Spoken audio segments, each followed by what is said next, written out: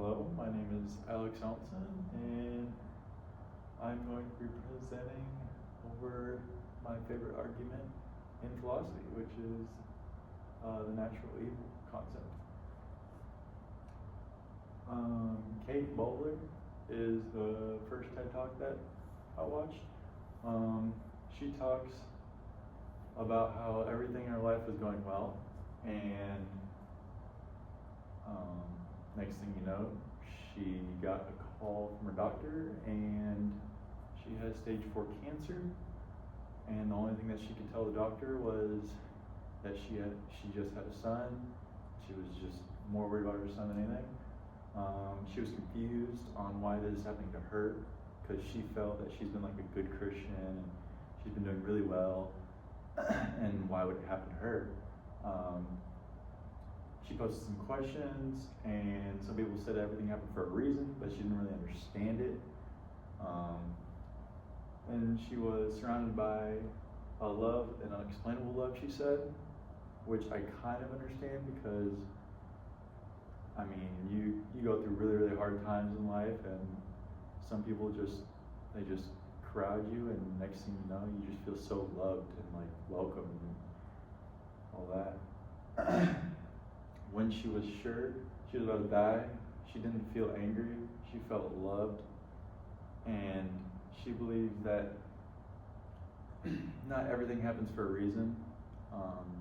She believes that you should face evil and suffering head on, instead of trying to find the simple answer, which is, oh, why did this happen to me?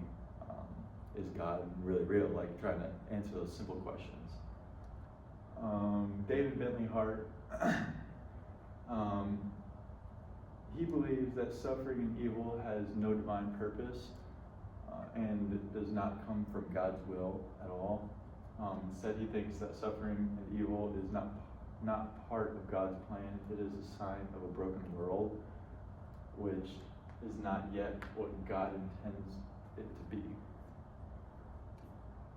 Marcus Aurelius believes that everything happened for a reason.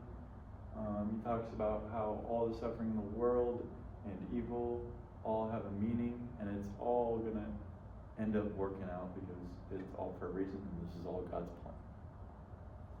He talks about how everything is for a larger plan that we do not understand yet. C.S. Lewis, he believes that there is a bigger picture behind the darkness. He says that the world sometimes may seem meaningless, but that's because we live in a darkened world and cannot see with complete clarity.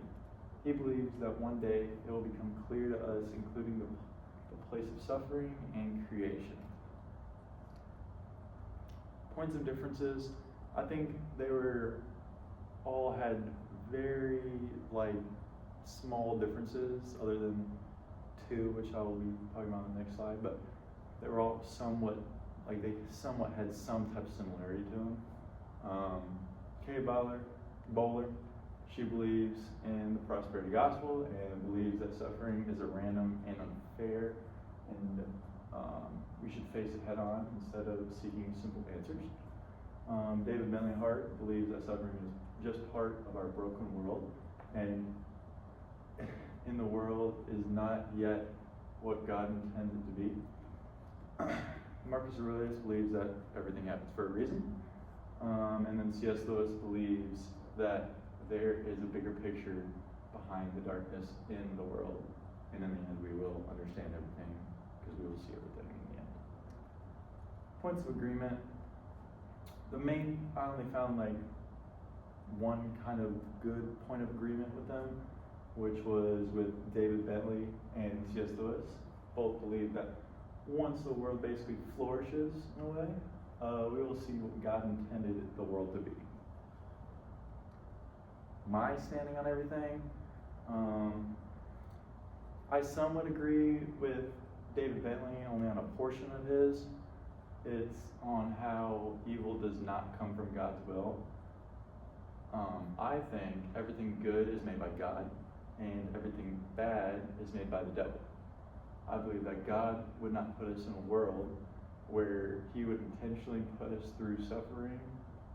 I believe that the world was perfect at one point, but the devil has crept in and made all the suffering and evil in the world.